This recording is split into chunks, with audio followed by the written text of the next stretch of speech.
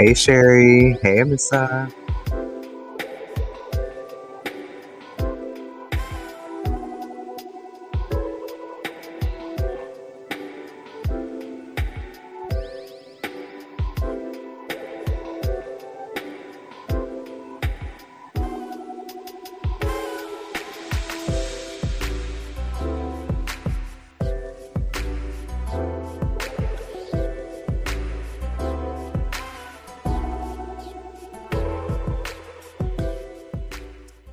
Well, hello.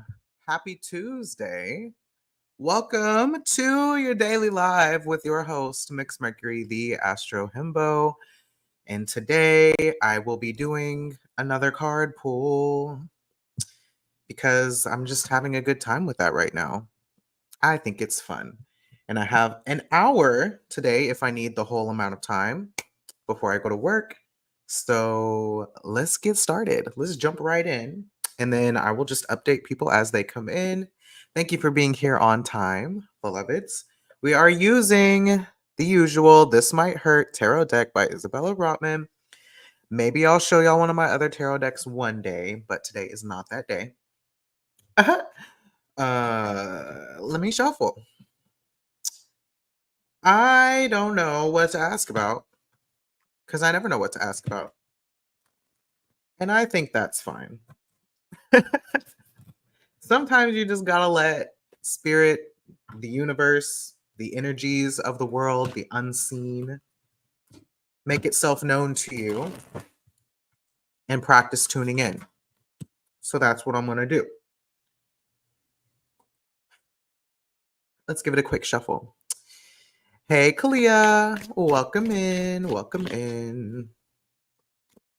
Just doing a quick shuffle. We are doing a little just asking spirit, asking universe, asking my elevated and healed ancestors. What do the cards and these energies have to say to us? What do we need to know in this moment? What will help us navigate our day or our week? Hopefully, more specifically, our week. And how does the astro speak to whatever our card pools have to say?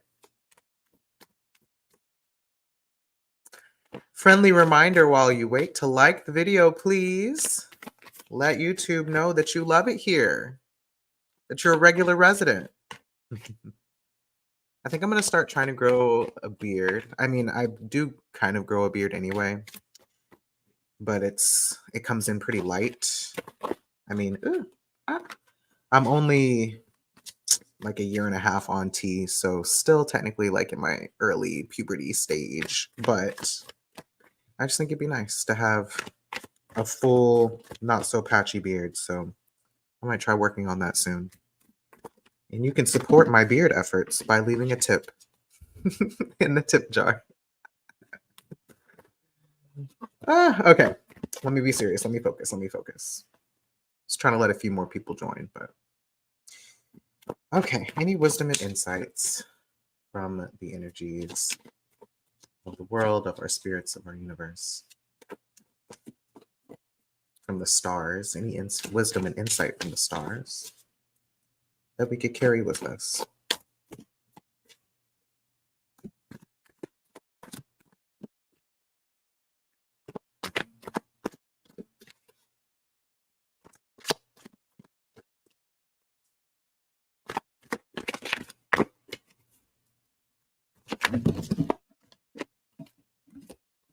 I don't like when the cards jump out. I like a good clean shuffle to finish.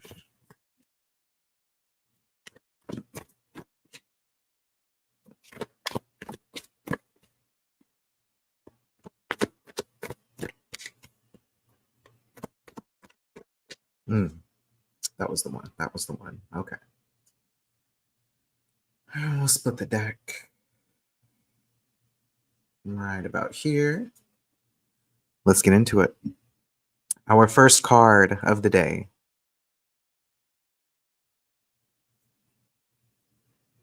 Our first card of the day. We'll go with the one on the bottom. Well, no, I'll pull the one off the top. Hey, Liv. All right, first card of the day. Ooh, Five of Pentacles. I don't love this card. I don't love this card, but let's see. This is just the first one out of 3 or 4 like we did yesterday. So off to a rough start, but let's see where it goes. Five of Pentacles. Our Three of Cups is back. If you were here yesterday, remember we had the Three of Cups. She's back again to entertain us. I think that's interesting. Hey, Samaje. Oh, yes. Knight of Swords. And we are working with the same color scheme again. Very, very interesting. We've been getting a lot of knights lately, too. We must be in motion. Boys. We are the boys in motion. We give you our devotion. And on the bottom, we have the Chariot. I did not know that card was on the bottom. I'm sitting here talking about us being in motion. That is so entertaining. The Chariot. So this is our context for this spread is the Chariot. So for those who just joined, we are doing again a general pull. Either that's for today or for this week. Just general wisdom and insight, guidance from the spirits, from the universe, from the stars, from whomever is giving this message to you, who needs you to know. Again, we have Five of Pentacles, Three of Cups. How do I want to set these up? Three of Cups, and Knight of Swords. This is our little spready spread. So same color scheme again. Although I will say with with Five of Pentacles being the first one, what I think is interesting, just knowing the rest of these cards are here, is the background of the stained glass window is the same color as these other two cards. So that makes me wonder if these two things are on the outside or on the other side of this wall in the Five of Pentacles. What do you think about that? Okay, so all right, we know we got these cards. Let's talk about the Chariot first, because that is setting the stage for the rest of these cards. And even this one, we still have a little bit of the color scheme going. I just like to notice when the colors are the same in all of these cards. I think it's interesting. It's what ties them together for me. Okay, so with our Chariot card, we see a person standing on two motorcycles, and she's balancing between both of these motorcycles. She's got a wand in her hand, the bright sunset behind her, and this nice little star on the crown of her head. This little, like, I don't know if y'all can tell that it's a little like crown situation. Oh, I'm like real close to the mic. It's like a crown situation. And yeah, she looks like she's in a strong position. She's ready to do that work. And the thing about this card, how she kind of describes it in the book, is that the thing with the Chariot in this case and like balancing between two motorcycles is this idea that both of them have to be moving at the same pace and like synchronized with each other, because otherwise you're going to be imbalanced, you're going to fall into the ocean back here, or the lake or whatever it is. This kind of looks like one of the Great Lakes around those upper Midwest cities, Detroit and Chicago in them. So that's what it's kind of making me think about is, in order to move forward, you have to be firing on all cylinders. You have to be moving at the same pace. You have to be moving in sync with yourself or with the objects that are in motion. And what else? The Chariot is very much like, I was thinking like full speed ahead. The Chariot kind of reminds me of Aries sometimes, just like the sheer power of will and willpower in general. So like willing yourself into doing something, or um going. Like there's very much like a let's go, let's do it, full speed ahead type of vibe with this. So I am going to take a quick glance into the book. No, I'm not actually. No, I'm not. So yeah, thinking about the chariot, willpower, strength, determination, full speed ahead, nothing standing in your way. However, you need to be moving in alignment, in sync with yourself. So maybe this has something to do with personal power and autonomy, given that there are a few cardinal planets in the sky right now and a few fixed planets. I mean, the sky is actually mostly fixed in cardinal. So let's think about this as being in alignment with yourself and trying to gain some kind of control or power over a situation and just going for it, not holding back. Cool. So what are we talking about in that case? Like what is the situation at hand? Five of Pentacles. So usually this is like a very Capricorn card for me. This is like you don't have what you need. You are in need. You are kind of begging or in distress. And there are people walking by who could maybe help, although she doesn't necessarily look like she is in a position to help. So maybe she continues to walk past, or maybe they are together and they are outside of this church or this building, trying to survive somehow. So in theory, everything that they need could be on the other side of this wall, but why can't they access it? Like, are they being gate kept? Are they being were they kicked out? Are they not allowed inside because they are sinners? Because they are blasphemers and sodomizers or whatever the church has to say. It may not necessarily be the church. It could be some other kind of larger institution or power structure, or it could just be somewhere where you once felt like you belonged and now you don't. But either way, the things that you need are supposedly on the other side of this wall. That's my guess for this particular for this particular spread, knowing that the two cards ahead of it are the same color as the stained glass. Five of Pentacles can also be health issues. It can also be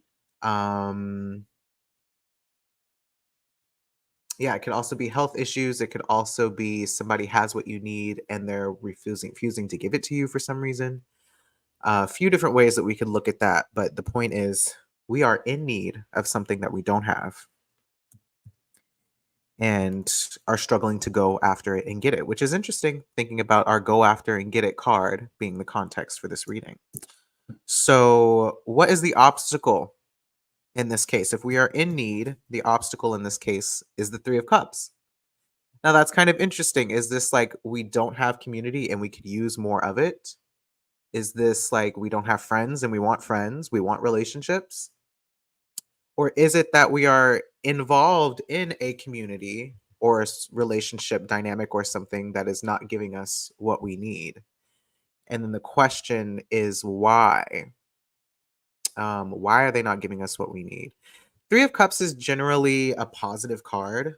Um, so I don't necessarily want to imply that this is negative, but if we go based off of yesterday's reading where this represents Venus and Scorpio, that kind of makes me wonder if the situation here is not that people won't give us what we need, but maybe the question of do we believe that other people can meet our needs?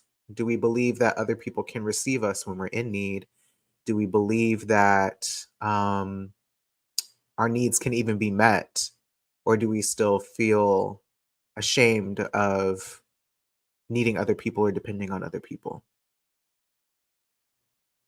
Maybe, maybe. So, what does Knight of Swords have to say about that? Usually, this card makes me think about Mars and Gemini, but I mean, the moon is in Gemini right now, but I don't know that that's necessarily the case. Knights being fast acting, sometimes they can be impulsive, but they are definitely like motivated and forward moving. They want to see progress, they want to see growth. They want to they tend to seek out something. They're not going to just sit and wait for it to come to them. They're going to take the actions necessary to move forward.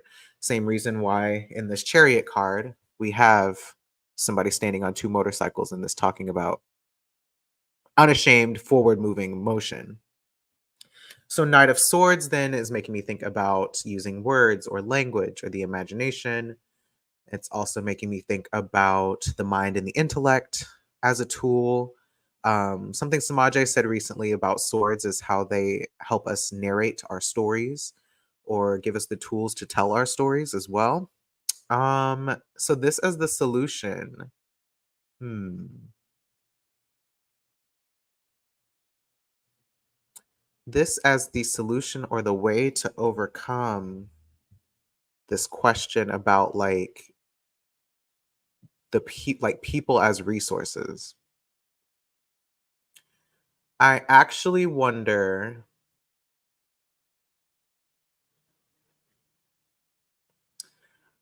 I feel inclined to say something about this being an internal dialogue more than an external one. Like what's happening in this first card is not so much unwillingness. I think because we have the 3 of cups here, I don't know that unwillingness is the issue. Like if I were to normally think about this as a Capricorn card, but again, no Capricorn in the sky, so I'm not inclined to lean into that. But if I were to think about this as maybe even just like a Saturn ruled card and the 3 of cups usually being more positive, like the resource is available, the resource being relationships, like they are around. We are in celebration of relationships in that case. It makes me wonder if the narrative is internal. So the internal belief systems. And there was something I just said that made me think about that chariot card again, but I lost it already. Let me see if I can get back to it.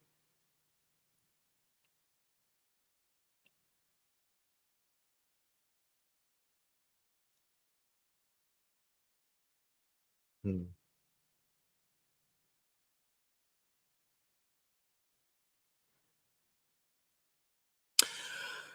Okay, so what just came to me was something I was actually thinking about this morning.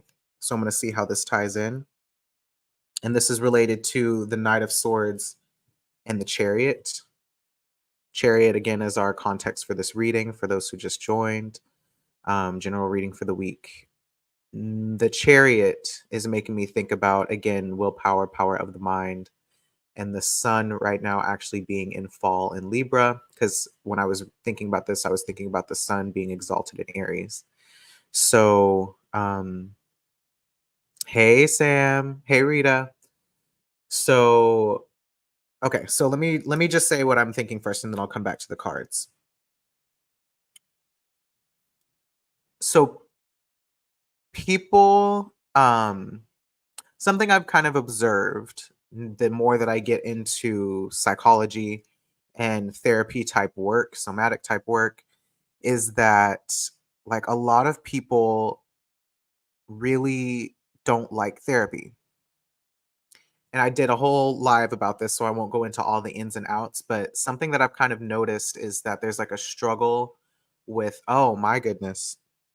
Okay, well, I guess this is just, I'm going to go there and I'm just going to say this. And I hope that y'all take this with a grain of salt. Please hear the nuance in what I'm about to say because it's going to maybe sound controversial or kind of triggering at first, but bear with me, right? Um, Sometimes people struggle with therapy for a number of reasons, but the main ones that I hear is one, people don't want to go because they don't like being perceived as a victim. People don't like to be seen as having been victimized by their circumstances. They don't like to be seen as, again, people who something happened to them and now they need help, or now they are changed because of that event or that experience that they had at the hands of somebody else. Sometimes people don't like being perceived as a victim. And therefore, going into therapy and having to kind of own your victimhood is vulnerable. It's intimidating. It's not something that people, it's not a process that feels good, right? So that's one camp of people. The other camp of people don't like therapy because sometimes therapy or therapists or and this is not necessarily about therapy, but this is my example. They don't like to go into those spaces because they also don't feel validated or recognized in their victimhood, or like, if they really identify with their own victimization. Because, right, we're all victims of something in this culture. Like being a victim, it's not a morally bad thing. It just, we literally are victimized every day, all of us in some kind of a way, regardless of your identity, right? But then there are people, like I said, who don't want to be seen that way and don't want other people to see them that way. And then there are people who sometimes can't see themselves outside of that perspective, out of that perception. And so it can feel like a lot of hopelessness. It can feel like being stuck. It can feel like being um, invalidated. It can feel like, yeah, like Olivia is saying, please see my pain. Somebody, please recognize my pain. And when that particular need of needing your pain witnessed goes unrecognized for so long, there's a way that we kind of double down and we're like, no, like this happened to me. This has ruined my life. This has changed me fundamentally. I need somebody to recognize this, and can get stuck in multiple ways of constantly blaming other people, blaming, whoever the source of harm is, or when it's not that specific, like when it's not the original offender, you can be in other situations with people who are not like, hold on, I'm gonna read your message in a second, but you can get stuck in the narrative of victimization to where people who are not necessarily like intentionally doing harm towards you, you're imposing that narrative onto them, or you're just stuck in a narrative where you can't see your own role in things, right? So two ends of the spectrum, and then there are plenty of us who fall somewhere in the middle of all of that. But in general, um sometimes like these aspects of seeing yourself as a person who harm has happened to you, and however you relate to your own experience, then can make having to confront that experience in front of someone else really difficult, even though sometimes that's the thing that you need. So I'll pause there. I want to read this. Doing my I assume means dissertation on this, and I definitely think the lack of therapy is an intuition sense of Afro pessimism, thus mistrusting the mental health provider who can possibly endanger them with anti Blackness. Yes, I do think this is a possibility. And it's definitely something that happens a lot, especially since a lot of therapists, at least traditionally, are white men. And then today, a lot of therapists are white women. We are seeing more Black folks of all genders becoming therapists, or doing therapeutic work and using different modalities, which can be helpful. But I think because of this particular like perception of mental health work and institutional work and stuff like that, it feels like something that we can't trust and therefore that we don't lean into. But again, I'm not saying this thread as therapy, but just kind of a thought that I was having earlier that'll lead me to my eventual conclusion. So stay with me. Stay with me. Um Really the point that I'm trying to make around this is our relationship to our own victimization, whether we identify with it too much or whether we don't identify with it enough, and falling on either end of the spectrum. In this particular thread, I'm curious, because the chariot is the card on the bottom, how much we actually believe and trust our own ability to take accountability or take control over what we can control, and to let go of what we can't. Um, so mm, the whole spread to me feels like it's about control, but particularly using our minds, our own individual minds, and our relationships to move out of situations that are keeping us from getting our needs met. Does that make sense? So to elaborate,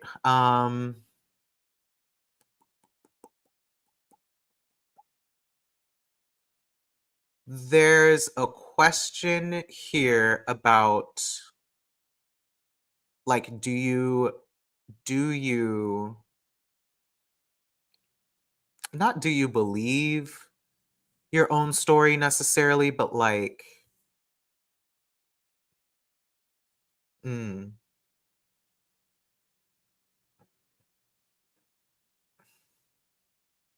I don't know. It's kind of like, how do you, well, that would make sense.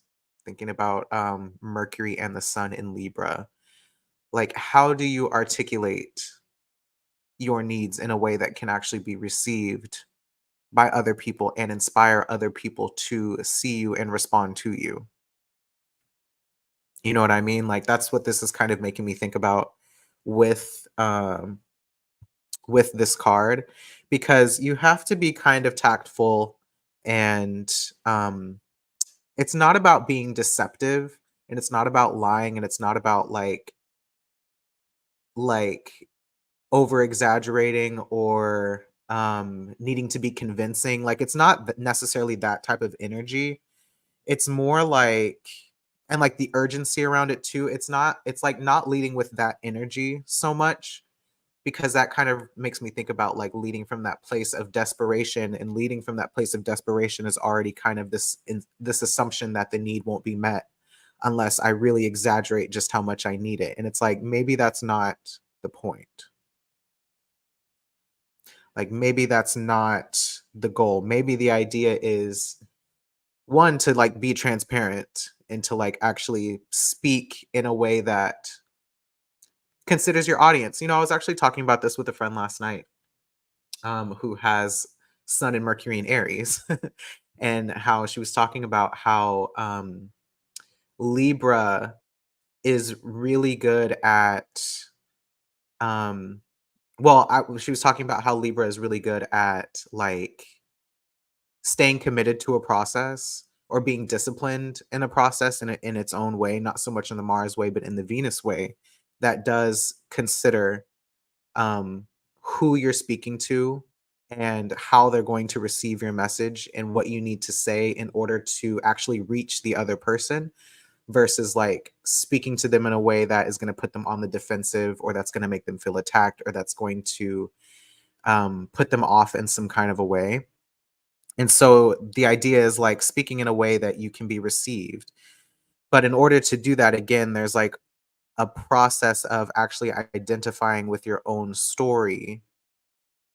Um, Identifying with your own story? What do I mean? What am I trying to say here?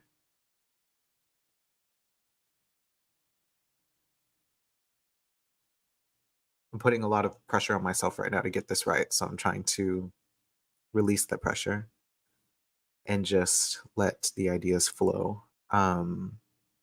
Olivia says, knowing your audience, sharing my truth, and taking accountability has been key for me. Yes, absolutely. This has been making me think of the discourse on the TL and crowdfunding for some reason. Yeah. Well, honestly, yes. Like for me personally, this is definitely related to crowdfunding because I'm crowdfunding right now and experiencing a lot of discomfort around doing that, but trying not to dismiss my needs at the same time. So we're probably on to the same thing. But I guess there's something like if I go back to why I was talking about the whole therapy thing earlier, it's there's the whole therapy thing I brought up earlier was about how I think therapy, when done correctly and with consideration and validation and appreciation for what the client has been through, can be an empowering process. It can be empowering in the sense that like you have a sober assessment of what you've been through and the circumstances that have led to the way that you respond to the world and the way that you see the world. And without letting you get completely stuck in that because you did survive, you have moved on. And even though the larger context and conditions haven't changed, it's important to find what agency you do have and what your locus of control is. And so I think sometimes that can feel dismissive to people because there are so many things that are out of your control, especially depending on your identity and your proximity to power and whiteness and all of these things. And at the same time, you have to like at the same time, like to stay in the mindset that you have no power as an individual, um, you it's hard to progress from that point because a lot of times, especially in this particular environment, like nobody's coming to save us. But that doesn't mean that there aren't people available to us.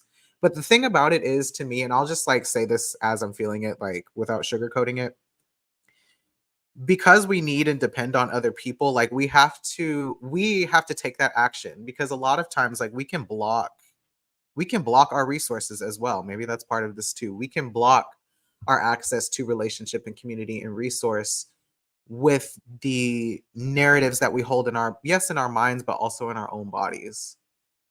I do this a lot personally. Like I have very solid reasons to be afraid of the world.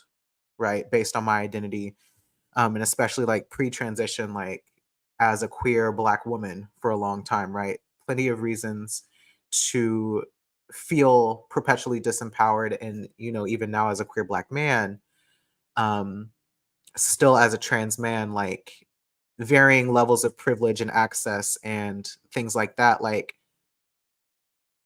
I have to confront my own limiting beliefs every day just to, make it through the world. And it's easy to get stuck, I think, in again, the idea that we don't have any power. And this is a collective issue as well. Like we can have so much tunnel vision on our current circumstance that it's hard to imagine that anything else could exist. And even though we're not meant to do everything on our own and to, again, just like willpower and like believe ourselves into doing things, that's not really what I'm trying to say. But there has to be some aspect of you that is willing to reach out, that is willing to move forward, that is willing to try again, that is willing to fall and get back up again, that is willing to begin again, that is willing to start over, and to take the risk to work towards work towards maybe relationships as a resource. This just feels very like leaning into relationships is the thing that feels, I mean, that is the obstacle card in this case. Like it is, relationships do feel like something that we struggle to depend on, probably because of the experiences that we've had before. And what I think, well, I've said before, but what I think therapy can do, or what I think just like talking to a friend who is good at listening and hearing you out, and who can hold space for you to process the full thought or emotion it is that you're having. Um, just that process alone of speaking and getting something out of your own mind and out of your body can allow things to shift and start changing just through having a conversation. Hold on one second.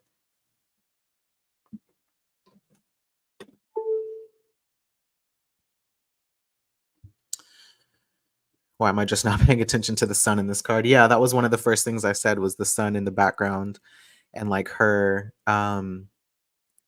literally it being like surrounding her head and also having that star in the crown of her head as well, and drawing that attention to her.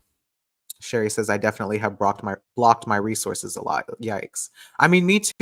Like it's hard. Like somebody will offer me. It's like when somebody offers you something just because they want to give it to you, and you're like, if you're anything like me, you feel this inclination to like shrink and make yourself small, like, oh no, no, no, I couldn't possibly like take that from you, I don't need it, like you got it, knowing damn well that you need it. You could actually, like, even if the only thing that that gives you is like a moment of comfort and relief, like just accepting that without immediately feeling like you have to pour yourself back out to that person in order to like make up for it or make it right or something like that, is like, why must you give so quickly after receiving? Like, what is it like to just receive and let that settle for a moment? This is kind of a tangent, but not really. But I don't know if I already tied this together because now my brain feels scattered. But basically, the whole conversation about like people going to therapy is to be seen in your shame, to be seen in your discomfort, to be seen in your struggle or your victimhood in whatever capacity that you relate to it, and to have somebody else bear witness to that, to validate it, to see it, to hold space for it, and to help you move out of it, because it's easy to stay in the perpetual, I won't call it perpetual victimhood, I'll call it perpetual neediness, because that feels cringe. It's easy to stay in the perpetual neediness and feel like nothing is ever good enough. I'm thinking about Mars and Cancer, thinking about nothing is ever good enough, nothing is ever enough. This like perpetual dissatisfaction, maybe, that nothing could ever be enough to make up for this thing that happened to you. And the idea that somebody could even propose the possibility that there is something else, that there is more to life, that there's more out there, and that you are capable of receiving that and like doing the work to rewire your brain and your nervous system to actually believe that you are worthy and capable of receiving more than what you have and what you've experienced, that you are worthy of better, that you are open to receiving better. Like that takes a lot of work. I think people underestimate how much work that takes. And then that's not even factoring in like neurodivergence and disability and other things that can make that process feel like even more of an uphill Sisyphean battle. But the point is that it is possible, at least in this spread, some element of that, whether it's, again, therapy not being the point, like seeking out therapy not necessarily being the point, but seeking out relationships that validate this reality for you.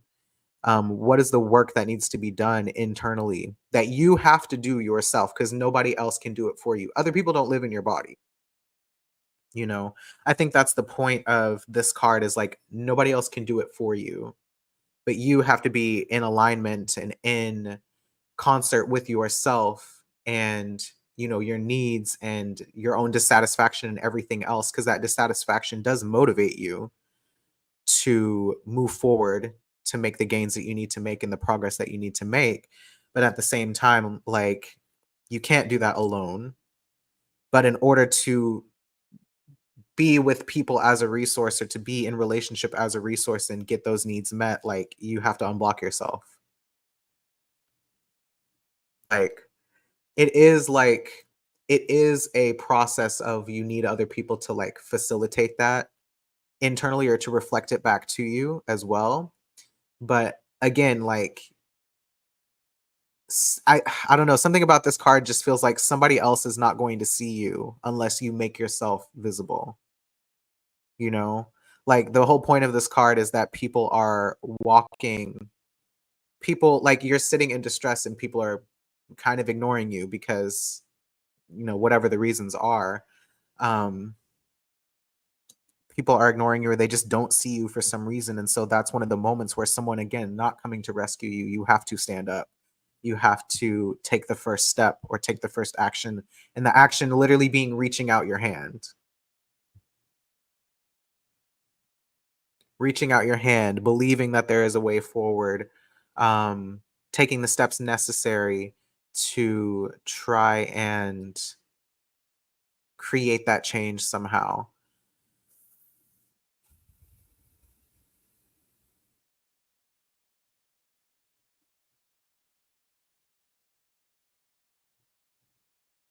Yeah, I think that's just uncomfortable. Like Olivia was saying, like knowing your audience, sharing your truth, and taking accountability. Those are all very uncomfortable processes. They're very uncomfortable. Sometimes the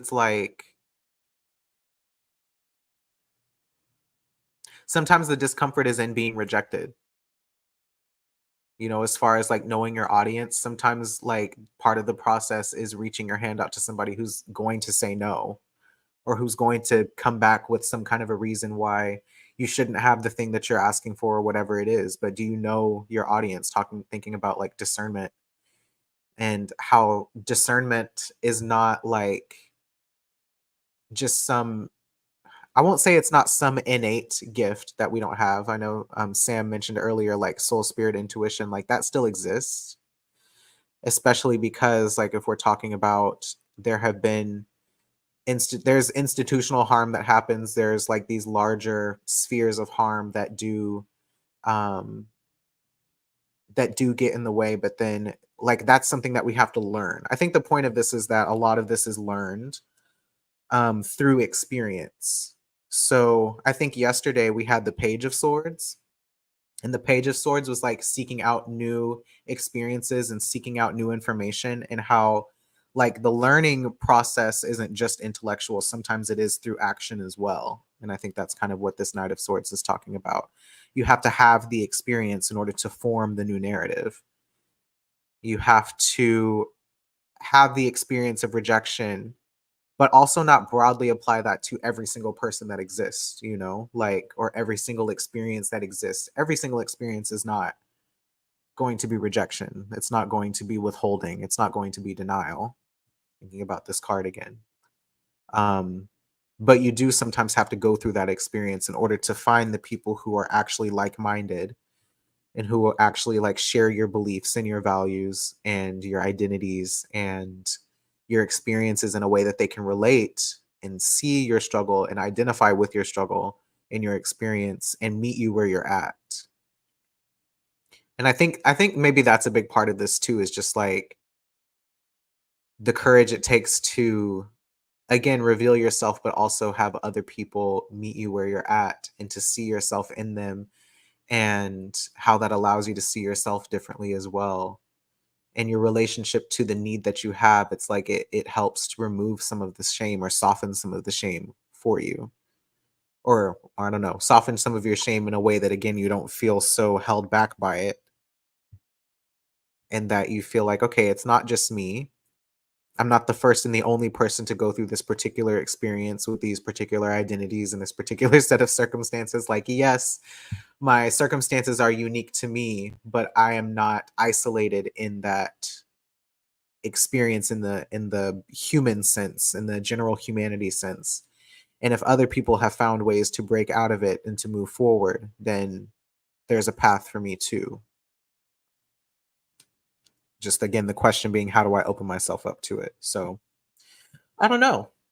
What do you guys think? What do you guys think about that? Does that feel fitting to your circumstances right now? I think for me, because we mentioned that like this brought up some of the discourse on the timeline around crowdfunding, and I'm not sure, I haven't seen too much of the discourse myself, so if you can drop in the chat just a little bit of what you've seen, I'm curious. But I know for me, in terms of my own internal narrative around like asking for help when it comes to money or asking for money, especially publicly, even whenever it comes to like promoting my services and setting a price for my services that like people, that I believe I'm entitled to for all of the work and the study and the experience that I have doing this work. I struggle to ask for money, even just in exchange for something, let alone just asking for money because I need help and can't get it all but myself. I find myself needing to explain the entirety of my situation, like over explain the entirety of my situation, over explain how hard I am working, how I'm not just spending frivolously, how I have been very frugal, like I'm doing all of these things, like I'm doing everything right. I feel this inclination to really like tell everyone, I promise I'm doing everything right. I'm like not just, trying to take advantage of people or manipulate people. And at the same time, it's like, who am I really explaining that to? Because my audience, but the audience in question or the relationships in question, like they're not asking or probing those questions. Um, because this is a community or an audience that I've cultivated because we share a lot of the same beliefs. Like it's kind of challenging me to stand in my own beliefs as well. And maybe that's some of this too. Like, do you really live by the beliefs that you preach and that you say that you believe in? Like, are you willing to embody them to the extent that you are now the person who you constantly talk about needing support and needing to be believed and needing to be supported and all of these other things? Um, it's like, again, going back to trusting that we do actually have the same values, and therefore like the point isn't to over explain and justify. I think that's another part of it. The point isn't to over explain and to justify, but to be direct and precise and transparent about the need and the situation, and to speak directly to it instead of all of the other reasons why um you deserve it. I don't know why I deserve it. Um, because sometimes the point is the relationship. Like sometimes the point isn't necessarily earning it in this capitalistic transactional way that we usually think about getting our needs met. Sometimes it's simply because people value your friendship, or people value your perspective, people value your emotional labor or your emotional capacity, or just your friendliness and your kindness, and how you carry yourself. Sometimes people just value that and they don't want to see you struggle. And so they want to support you just because they care. Just because they care about you. I mean, my God, is it just so foreign to believe that somebody really cares about you, even when you haven't done something to earn it? We're yelling at myself here. Oh my God. Um, Sometimes people just want to help you because they want to help you and they don't necessarily expect something in return. I think that's very hard to believe. Maybe something to be said about this chariot card too, with these two motorcycles next to each other, and how, again, I said they have to be moving in the same direction at the same time, at the same pace. And um, sometimes just the exchange of energy is enough to move you forward, right? I don't know. Um, Olivia says, I was thinking about how people feel like they have to trauma dump to get funds. Yeah.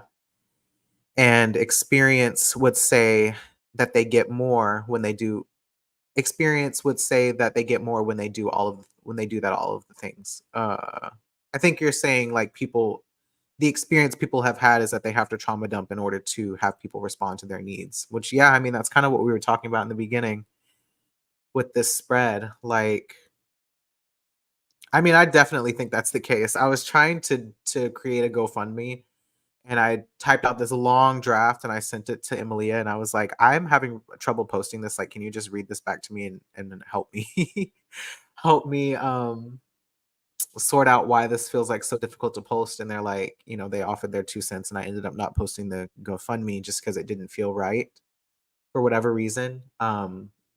So I went a different route instead that was more succinct and more direct. But yeah. Um Oh, okay, you typed it again. I was thinking about how people feel they have to trauma dump to get funds, and experience would say that they get more when they do share all of the things. Yes. And so, yeah, and I mean, I think this is something I kind of work with clients a lot as well too, that it's hard to really articulate like what I'm trying to say whenever I say this, or like what I mean whenever I say this, but like over explaining is also a strategy, usually for people who have experiences where they weren't believed. So you feel like you have to give all of the context, all of the details, all of this information to like plead your case basically. And sometimes like that in and of itself can be a distancing, like subconsciously distancing um for you and for the person listening. And it's not because they don't want to help, but it's like sometimes people get overwhelmed with information or bogged down with all the details, or sometimes it just has this energy of something that can be off-putting. I hate to say it, that can be off-putting sometimes for people. Um, and it's not even that it's off-putting. I think it's just disconnecting, because it's so much of this stuff up here in your head, so much of the stuff in the intellectual realm that isn't like tugging at the emotion. And it's not that you even need to lead, it's not even that you need to craft a whole um persuasive essay necessarily, or like that you need to do like those commercials of dogs in the shelter and they're playing that Sarah McLachlan song. It's like you don't need to do all of that necessarily either. But um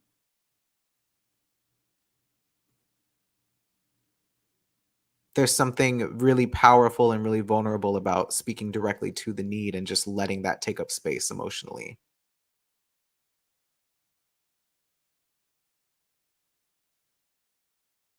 Like there's a lot of power in that. But I don't know. I guess because that's something I'm still working on internally myself. It's something that's really hard to teach other people,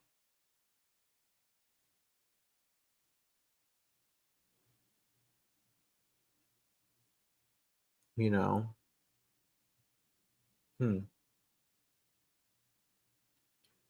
I'm just thinking of this live as an example of that as well. Like this is a message I could have delivered in 15 minutes, but here I am at 51 minutes because I like to give, I mean, in this particular context, it's just giving a thorough reading, and I'm,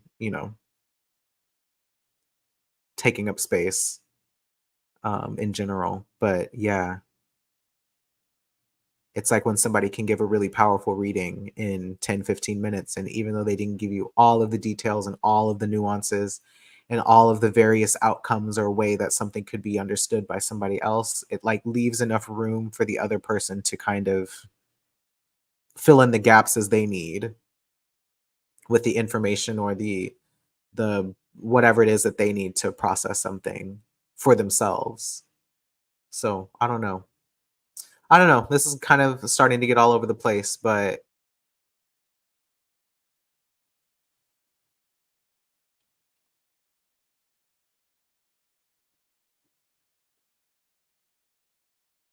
I guess the point is you have to be willing to try.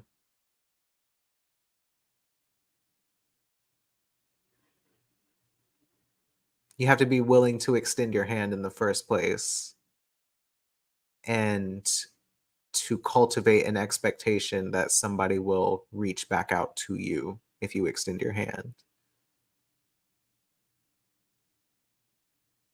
And yeah, I'm going to read from the book. Um,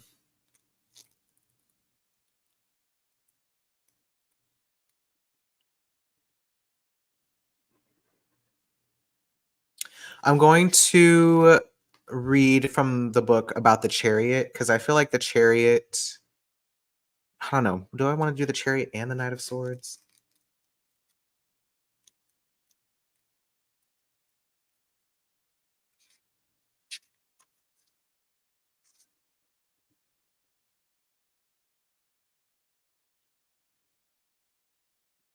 I'm gonna read both of them because they're both related.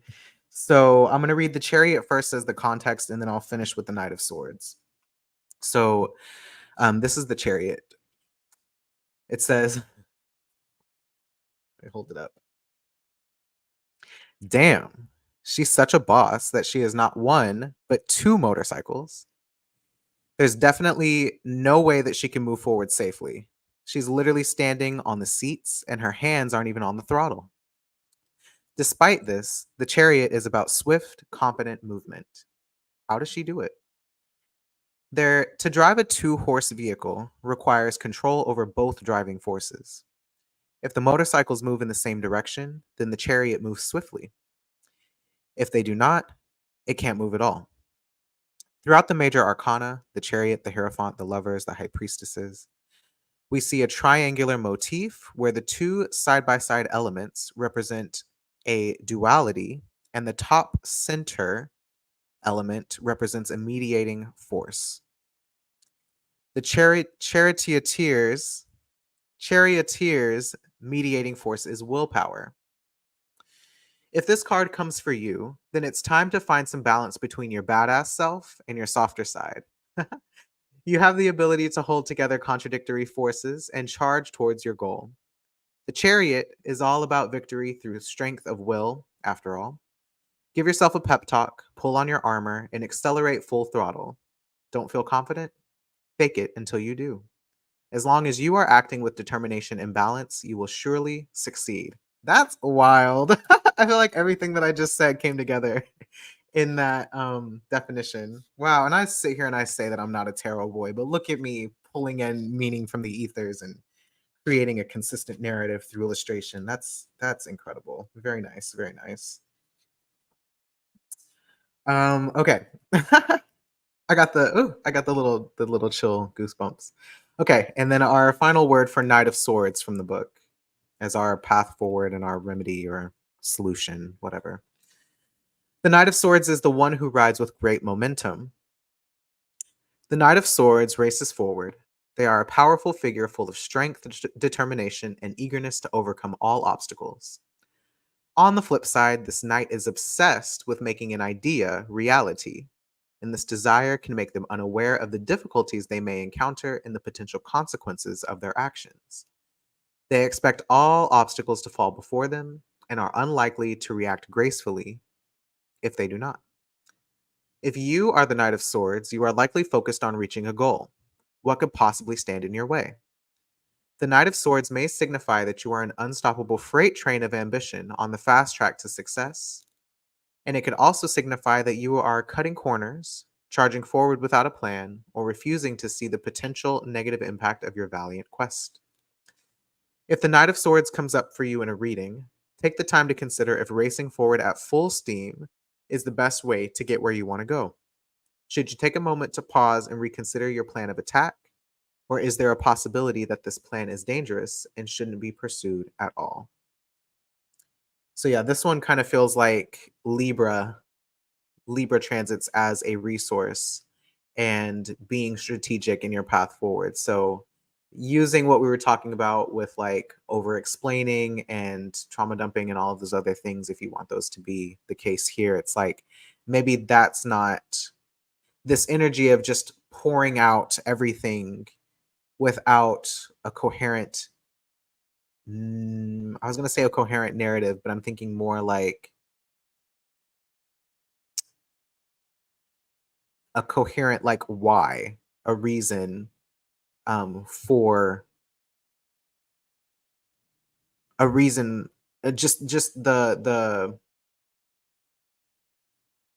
what am I trying to say? A cohesive narrative and expectation maybe or something like that, but a strategy that can help you towards your goal versus just this kind of like endless spiraling maybe being the point of this card. Hey Netta, welcome in, welcome in. So we just did a general poll. We are wrapping up now, but we just did a general poll for the week for the energy of the moment. We got the Chariot on the bottom, which I just read a description of, and our cards were Five of Pentacles,